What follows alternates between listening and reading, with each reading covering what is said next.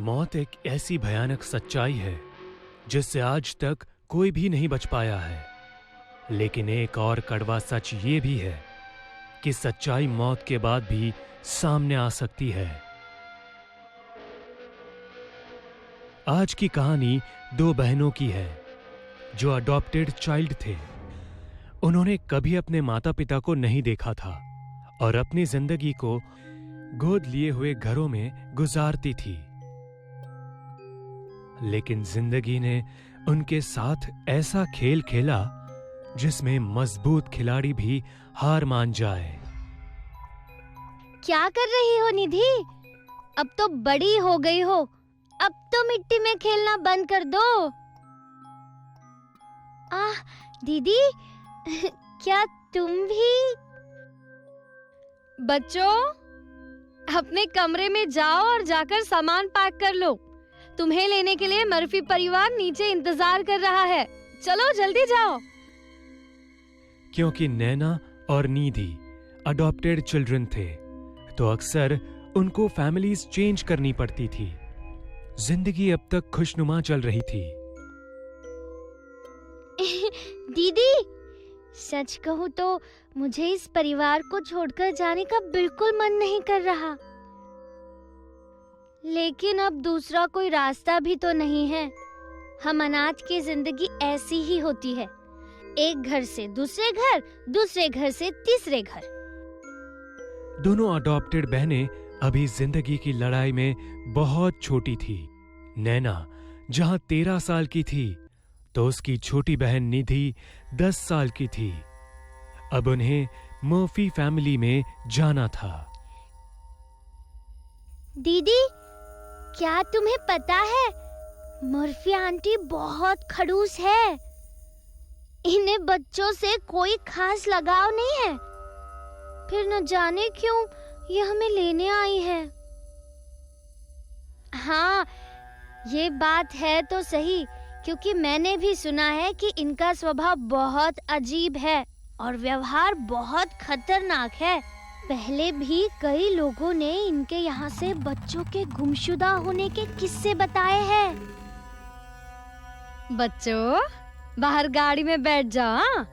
शाम होने वाली है ना, जा। हाँ, जा। दोनों बहनें अब मर्फी फैमिली पहुंच चुके थे, लेकिन वहां उन्हें अब तक का सबसे अच्छा एक्सपीरियंस हो रहा था। घर किसी आलीशान महल से कम नहीं था और रोशनी से चकाचौंध था ये घर। उस रात दोनों बहनें सो गई और अगली सुबह उठी तो मर्फी उनके बगल में बैठी थी। बच्चों, वैसे तो स्कूल जाना बहुत जरूरी है ना? लेकिन मैं तुम्हें 2 रास्ते देती हूँ। हाँ, या तो घर के सारे काम करो या स्कूल जाओ। नैना को पढ़ाई पसंद नहीं थी, इसलिए उसने घर का काम करना सही समझा और निधि ने स्कूल जाने का फैसला किया। तकरीबन 1 हफ्ते बाद नैना, नैना, जल्दी से डाइनिंग हॉल पहुंचो। चलो। डाइनिंग हॉल पर बैठने के बाद निधि, तुम शुरू करो। आज तुम्हारा मनपसंद पकवान बनाया है। नैना, मुझे तुमसे बात करनी है। मुझे नहीं पता कि तुम्हारे पहले परिवार कैसे रहे हैं या उनकी क्या मानसिकता रही है, लेकिन इस घर में हम ईमानदारी को महत्व देते हैं और तुम जिसे अपनी बहन कहती हो वो सिर्फ तुम्हारा वहम है। ये तुम्हारी काल्पनिक मित्र है और इससे ज्यादा कुछ भी नहीं, समझी? और तुम अब 13 साल की हो। अब ये बचकानी हरकतें तुमको शोभा नहीं देती। मैडम, ये आप क्या कह रही है? क्या निधि आपको दिखाई नहीं देती? ये मेरी काल्पनिक या सपने की बहन नहीं है, बल्कि असली बहन है। आपने हम दोनों को अडॉप्ट किया है ना? नहीं नहीं नैना, मैंने सिर्फ तुम्हें गोद लिया है। मैं किसी दूसरी लड़की को नहीं जानती। और निधि कहकर जिसे तुम बुलाती हो ना, असल में उसका इस धरती पर कोई अस्तित्व ही नहीं है। मर्फी की ये बातें सुनकर नैना को गुस्सा तो आ रहा था, लेकिन वो अपनी भावना को व्यक्त नहीं कर पाई और नाराज होते हुए अपने कमरे में चली गई। नैना मन ही मन में बड़बड़ाते हुए, क्या मैं पागल हूँ? क्या निधि जैसी कोई लड़की असल में है ही नहीं? ये सब मेरा वहम है। क्या मेरी इसी पागल और बचकानी हरकतों की वजह से पुराने परिवारों ने मुझे छोड़ दिया है? नैना अपने मन में ये सवाल कर ही रही थी कि तभी दरवाजे पर एक दस्तक हुई। दरवाजे पर निधि खड़ी मुस्कुरा रही थी। निधि, निधि तुम, मेरी बहन मर्फी आंटी है ना, वो मुझे पागल साबित करना चाहती है। वो कहती है तुम असल में हो ही नहीं, जबकि तुम हो। सच कहना, कहीं ये मेरा वहम या ये पागलपन तो नहीं है ना? सच बोलो।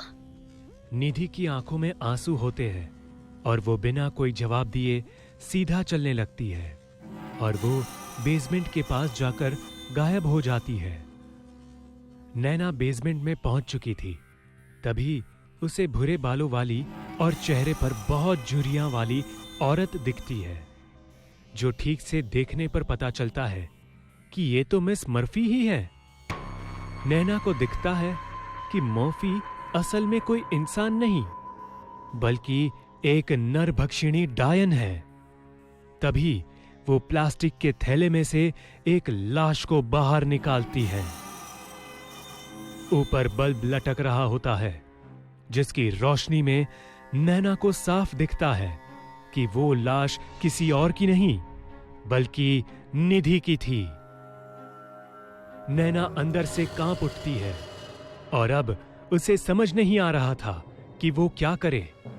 उसे बहुत डर लग रहा था और रोना भी आ रहा था, लेकिन अगर मर्फी उसे अभी इसी वक्त देख लेगी तो जाहिर है वो उसे भी मार देगी। नैना दबे पांव अपने कमरे में आती है और दरवाजा कसकर बंद करके रोने लगती है। अब तो वो और भी ज्यादा डरी और कंफ्यूज्ड थी।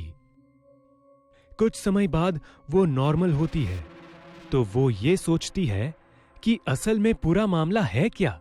असल में अभी उसने निधि की लाश को देखा, जबकि कुछ देर पहले ही वो निधि के साथ डाइनिंग टेबल पर बैठी थी।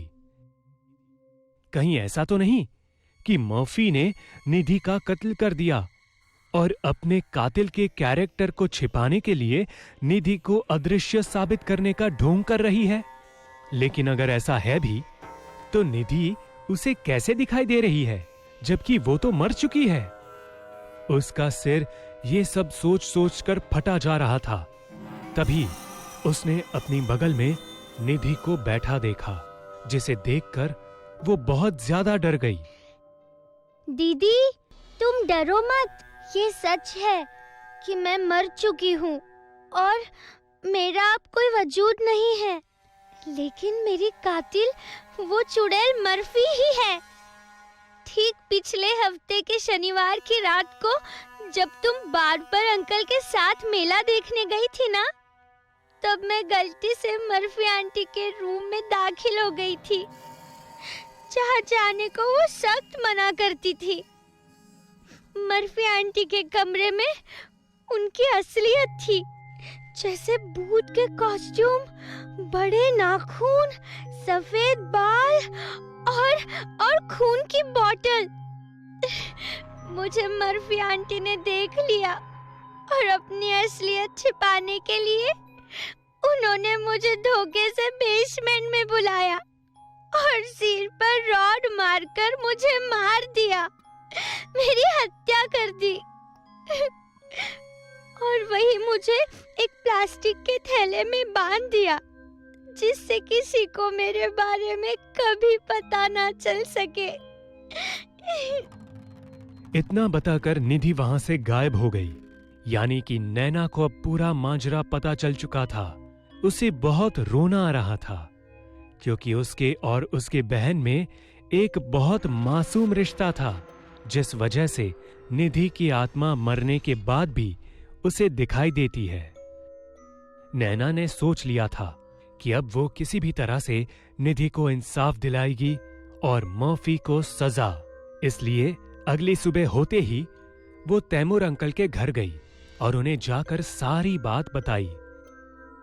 तैमूर वही शख्स था जिसने इनका सेटलमेंट मर्फी फैमिली में कराया था, लेकिन इसके बावजूद तैमूर भी मर्फी की असलियत से अनजान था। शाम को नैना तैमूर और पुलिस वाले को लेकर मर्फी हाउस पहुंची और उन्हें बेसमेंट में उस लाश को दिखाने के लिए ले जाने लगी। बेसमेंट में पहुंचते ही जो उन्होंने देखा, वो देखकर सबका दिल दहल उठा।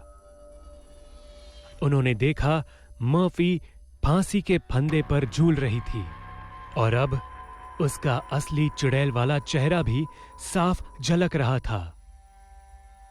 वो 200 साल की बुढ़िया नजर आ रही थी। अब तो मर्फी ही मर चुकी थी, तो अब इसके आगे क्या ही हो सकता था। लेकिन नैना ने निधि को मर्फी के झूलते लाश के बगल में मुस्कुराता देखा। नैना समझ गई कि इस चुड़ैल की इतनी भयानक मौत कैसे हुई। इसका कत्ल निधि ने ही किया। वो आखिरी बार था जब नैना ने निधि को देखा। उसके बाद निधि का दाह संस्कार हुआ और फिर निधि कभी भी नैना को नजर नहीं आई।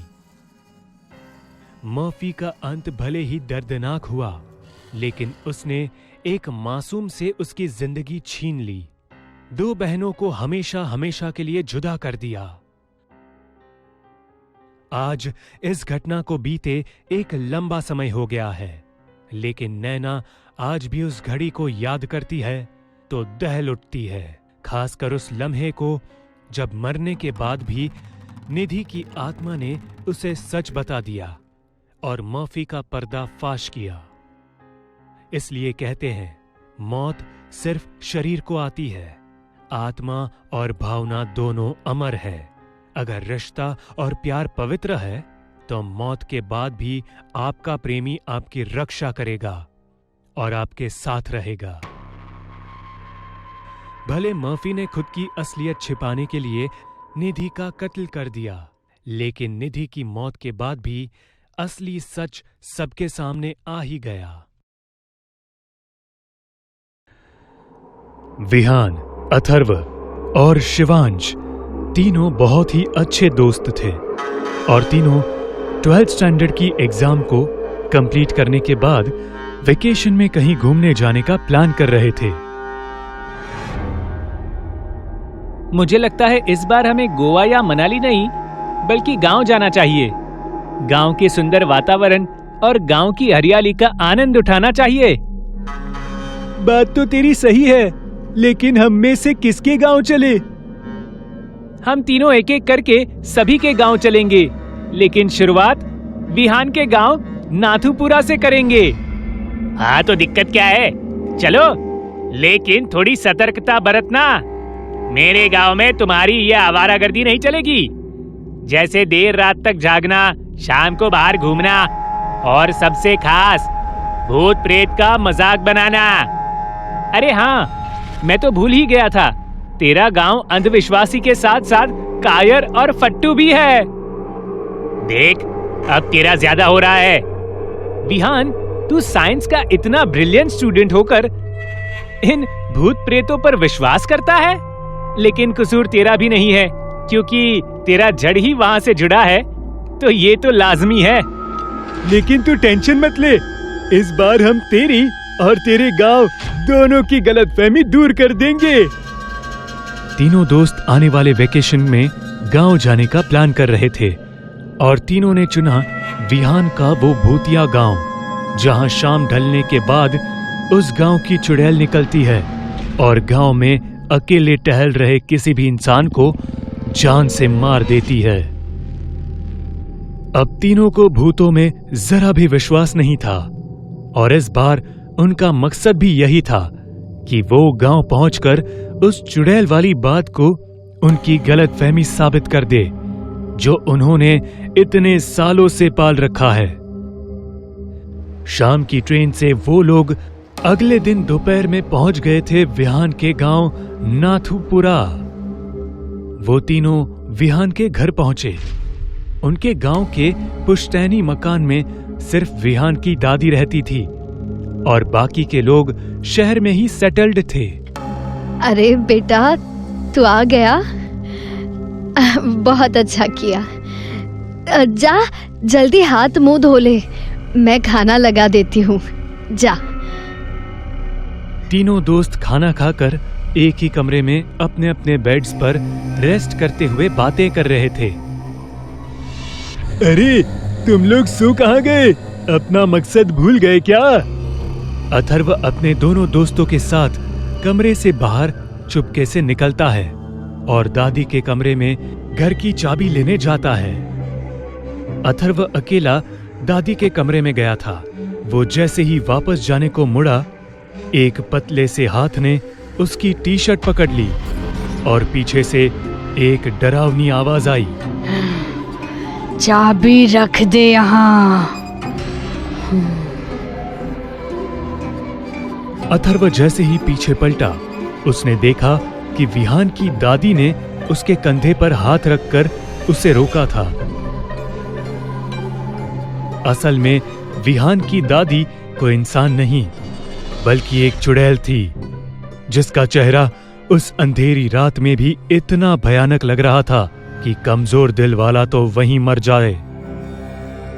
ये देखकर अथर्व वहीं कांपते हुए बेहोश हो गया। जब बहुत समय तक अथर्व नहीं लौटा, तब उनके वो दोनों दोस्त दादी के कमरे में आए तो देखा कि उनकी दादी बेड पर थी ही नहीं। अरे दादी कहाँ गई? वैसे दादी रात के 1 बजे कहाँ जा सकती है? अरे हो सकता है वॉशरूम गई होंगी, लेकिन पहले इस डरपोक को उठा, ना जाने क्या देख लिया कि यही बेहोश हो गया। वो दोनों उस रात नहीं जा पाते क्योंकि अथर्व उस हालत में नहीं था। अगली सुबह अथर्व की जब आंख खुलती है तो उसे उसके ठीक बगल में विहान की दादी बैठी दिखती है, जो अभी भी उसी खौफनाक चेहरे के साथ थी। बेटा, तू मेरा अच्छा बच्चा है ना? किसी को कुछ मत बताना कि मैं कौन हूँ, वरना कोई तुझे नहीं जान पाएगा कि तू कौन था। अच्छा बेटा मेरा। इसके बाद विहान की दादी वहां से चली जाती है। अथर्व अभी भी सदमे में होता है और अपने दोनों दोस्तों को यहां से जितनी जल्दी हो सके निकल जाने को कहता है। उसी शाम जब तीनों दोस्त गांव की सैर कर रहे होते हैं तो वो एक चीज नोटिस कर रहे थे कि हर कोई उनसे दूर भाग रहा था। कोई उनसे बात नहीं करना चाहता था। उन्हें इसकी वजह नहीं पता चल रही थी। एक चाय की टपरी चलाने वाले अब्दुल चाचा थे, जो विहान को तब से जानते थे जब से विहान बहुत छोटा था। विहान उस अब्दुल चाचा के पास गया और उनसे बोला, अब्दुल चाचा, भूल गए क्या मुझे? ना बेटा, मैं तुझे कैसे भूलूंगा? तुझे तो मैंने मेरी गोद में खिलाया है। इसके बाद विहान उनसे गांव की चुड़ैल और शाम ढलने के बाद किसी का भी गांव में ना दिखने का कारण पूछता है और ये भी पूछता है कि आखिर उन तीनों को देखकर गांव के लोग भाग क्यों रहे हैं। बेटा, असली कहानी ये है कि जिस गांव की चुड़ैल का जिक्र तुम इतने समय से सुन रहे हो, ये कोई और नहीं बल्कि तुम्हारी दादी ही है। गांव की चुड़ैल जो रात में निकलने वाले का शिकार करती है, वो तुम्हारी दादी है। ये सुनने के बाद विहान के पैरों तले जमीन खिसक गई। हाँ बेटा, ये बात तुम्हारे घर वालों को भी पता है। आज से 7 साल पहले तुम्हारी दादी बहुत बीमार हो गई थी, लेकिन एक चुड़ैल उसी समय गांव में साया बनकर घूमती थी। उसे एक शरीर की जरूरत थी जिसकी मदद से वो अपना शिकार कर सके। जब गांव के लोग उसे मारने गए तब तुम्हारी दादी भी उनमें से एक थी, लेकिन लौटते वक्त उस चुड़ैल ने तुम्हारी दादी के आत्मा को बांसवाड़ी में बांध दिया और उस चुड़ैल की आत्मा ने तुम्हारी दादी के शरीर में घर कर लिया। तब से तुम्हारी दादी इस गांव में हर रात मौत का खेल खेलती है। तुमने देखा होगा कि तुम्हारे घर में कोई भी भगवान की मूर्ति और पूजा घर नहीं होगा और अंधेरे में कभी भी दीप या कोई भी रोशनी नहीं जलती, क्योंकि चुड़ैल शैतान की पूजा करती है, भगवान की नहीं। इसके बाद अथर्वा ने भी कल रात वाली बात का जिक्र किया और अब तीनों काफी डर गए थे, क्योंकि ये तीनों उस चुड़ैल के घर में रह रहे थे। इसी वजह से कोई भी इनके करीब नहीं जाना चाहता था। अब समझ आया कि मेरे घर वाले मुझे अपने गांव क्यों नहीं आने देना चाहते थे, ना ही उन्होंने कभी इस सच को बताया। इसके बाद तीनों उस घर में गए, सामान बांधा और फौरन निकलने लगे। लेकिन तभी पीछे से एक आवाज आई। इतनी जल्दी जा रहे हो बेटा, लेकिन मैं अब अपने पोते से अलग नहीं हो सकती। मेरे माया खेल के कारण ही तो मैंने उसे अपने पास बुलाया है। अब तो मेरा शरीर बहुत पुराना हो चुका है। अब मेरी आत्मा को नए शरीर की जरूरत है।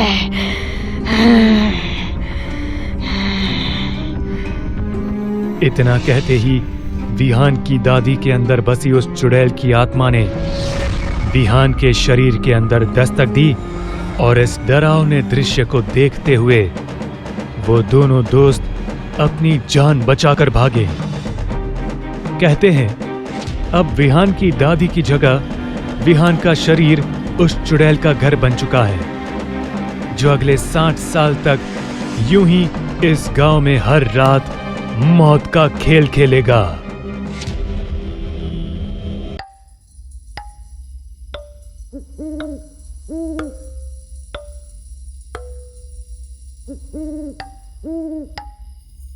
अरे हाँ दादाजी, मैं समझ गया आपकी बात। मैं गांव में सुबह ही आऊंगा, रात को नहीं आऊंगा। और अगर कोई अनजान इंसान दिखेगा तो मैं उसे नहीं टोकूंगा। कितनी बार आप एक ही बात समझाते रहते हैं। चलिए अब मैं फोन रखता हूँ, क्योंकि निकलने की तैयारी कर रहा हूँ। अतुल एक 25 साल का खूबसूरत नौजवान था। वो अपने इंडिविजुअल फैमिली के साथ शहर में रह रहा था, लेकिन उसका अपने गांव और गांव के पुश्तैनी मकान से कुछ खास लगाव था। इसी वजह से जब भी उसे मौका मिलता वो अपने गांव जाता और घूमकर वापस आ जाता। अतुल आज करीब 3 साल बाद अपने गांव जा रहा था, जहां वो हाल ही में फैले एक दहशत से पूरी तरह अनजान था। आज पूर्णिमा का दिन था। सुबह के 7 बजे ही अतुल ने ट्रेन पकड़ ली थी और तकरीबन शाम के 5 बजे अतुल पहुंच गया अपने जिला राजगढ़। यहां से उसका गांव करीब 5 किलोमीटर दूर था। अतुल स्टेशन पर उतरता है और बाहर निकलकर अपने गांव जाने के लिए सवारी की तलाश करता है, लेकिन वो ये देखकर हैरान रह जाता है कि वहां मौजूद एक भी सवारी राजगढ़ जिले के किसी भी गांव में जाने को तैयार नहीं थे। तभी अतुल एक टांगे वाले से बात करता है। अरे ओ भाई, सुनो जरा, ये तुम लोग गांव में जाने को क्यों तैयार नहीं हो? कोई भूत प्रेत है क्या वहां? अरे कहां से आए हो भाई? क्या तुम्हें राजगढ़ के उन 14 गांव में फैले दहशत के बारे में नहीं मालूम है? तुम ये क्या बातों को गोल गोल घुमा रहे हो? साफ साफ बताओ ना, बात क्या है? अरे भाई साहब, इस वक्त तो उस किस्से का जिक्र करने से भी डर लगता है। बस इतना समझ लो, आज पूर्णिमा की रात है। वो सभी गांव अंदर से कब्रिस्तान के समान है, जिसकी जमीन पर एक कदम रखने मात्र से तुम्हारी मौत की रफ्तार तेज हो जाएगी। मत जाना आज वहां। इतना कहते हुए वो टांगा वाला घबराकर वहां से भाग जाता है। अतुल उस टांगे वाले की कही बात को समझने की कोशिश करता है। फिर वो खुद से बोल पड़ता है, इन गांव वालों को कोई काम धंधा है नहीं, बस एक मसाला मिलना चाहिए। इनको तो लगता है हम शहरी लौंडे इनकी तकिया सुनी बातों से डर जाएंगे। अतुल अपने मन में इतना बड़बड़ाता हुआ आगे चल देता है। उसके हाथ में उसका एक सूटकेस था, जिसे लिए अतुल बिना किसी सवारी के पैदल ही गांव की तरफ चल देता है। उसका रास्ता भयानक जंगलों से होकर गुजरना था। अतुल का शुरुआती कुछ समय सही बीता। वो सड़क खत्म करता हुआ अब गांव के उस जंगल में दाखिल होने ही वाला होता है कि तभी उसका फोन बज उठता है। ओ मैन, दादाजी का फिर से कॉल। अतुल दादाजी का कॉल उठाता है। अतुल बेटा, सही सलामत हो ना? आज की रात किसी होटल या लॉज वगैरह में गुजार लेना। गांव आने की गुस्ताखी मत करना, क्योंकि गांव में एक बहुत ही खतरनाक चुड़ैल भटकती है जो आकर्षक मर्दों को। दादाजी ने अभी इतना कहा ही था कि अतुल का फोन बैटरी लो होने की वजह से बंद पड़ जाता है। दादाजी क्या कहने की कोशिश कर रहे होंगे? टांगे वाला और दादाजी दोनों की बात लगभग एक ही थी। तो कहीं सच में? नहीं, अब बस एक जंगल ही तो पार करना है, जल्दी जल्दी चलता हूं। अतुल अपने कदम तेज कर लेता है। कुछ देर बाद उसे एक तेज खुशबू आती है। वो अचानक उस खुशबू की तरफ आकर्षित हो जाता है और उसी तरफ जाने लगता है। वो कोई इत्र की खुशबू थी, बड़ी मनमोहक। अतुल उस इत्र के खुशबू की तरफ आकर्षित होता चला जाता है। वो एक शादी के मंडप जैसे दिखने वाले एक वीरान पड़े मंडप के पास जाकर रुकता है, जहां सामने उसे दुल्हन के जोड़े में खड़ी एक औरत दिखती है।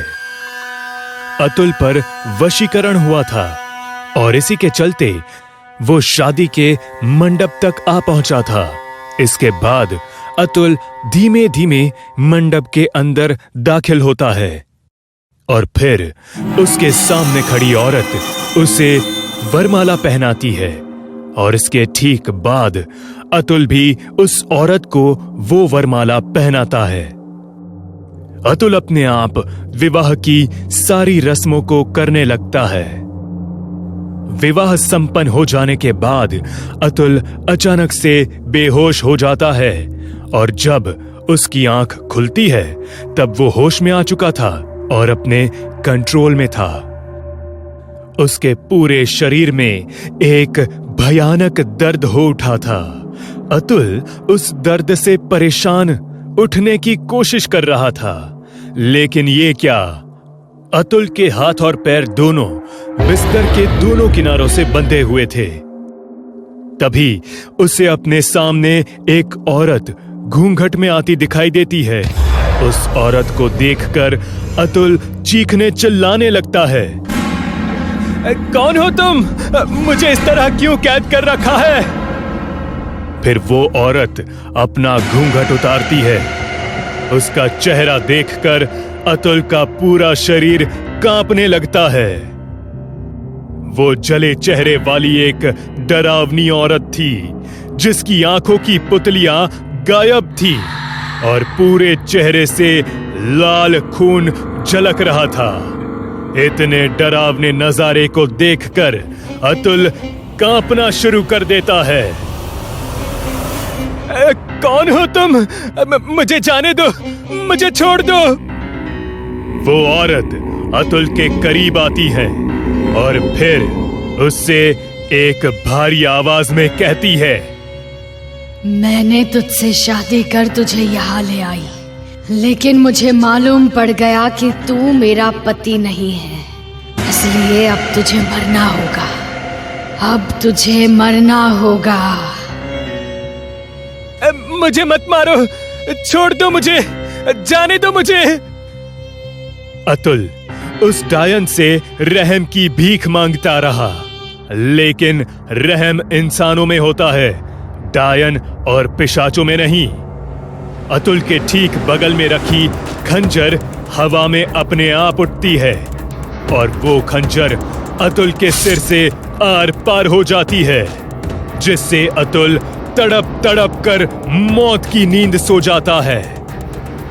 अतुल का भी मृत शरीर गांव के उसी चौराहे पर मिलता है जहां उस विधवा डायन से शिकार हुए लोगों के मृत शरीर मिले थे। अतुल की लाश के बगल में कुछ लोग इकट्ठा हुए थे और तभी अतुल के दादाजी वहां पहुंचते हैं और उसकी लाश को देखकर रोने लगते हैं। अरे, मैंने मना किया था, गांव में सूर्यास्त के बाद मत आना, वो अभागन डायन जान ले लेगी। मैं आगे कुछ बताता कि तभी फोन कट गया। हे भगवान, ये सब क्या हो गया? इस विधवा डायन की कहानी बहुत अलग थी। गांव वालों के मुताबिक ऐसी डायन सिर्फ मर्दों का शिकार करती है, और वो भी उन मर्दों का जो जवान है और शादी के लायक है। विधवा डायन की दास्तां ये बयां करती है कि 2 साल पहले उसकी शादी हुई थी। शादी के तकरीबन 1 महीने बाद तेज बिजली के झटके लगने की वजह से उसके पति की मौत हो गई। शादी के 1 महीने बाद ही वो विधवा हो गई। बस इसी शोक में उसने खुद की जान ले ली। लेकिन कुछ लोग ये भी बताते हैं कि उसने खुदकुशी नहीं की, बल्कि गांव के ही कुछ वहशी दरिंदों ने उसके पति के ना होने की मजबूरी की वजह से उसे घेर लिया और उसका बलात्कार कर उसे मौत के घाट उतार दिया। अब आखिर में इस घटना का क्या सच है, ये तो किसी को ठीक से नहीं पता, लेकिन लोगों के मुताबिक उस औरत के मरते ही उसने एक विधवा डायन के रूप में जन्म लिया और शाम ढलने के बाद वो राजगढ़ में छिप छिप कर नजर रखती है, और जैसे ही उसे कोई जवान युवक दिखता है उसे अपने इत्र के वश में करके उससे शादी करती है। और जब उसे पता चलता है कि वो उसका पति नहीं है तो उसे जान से मार देती है।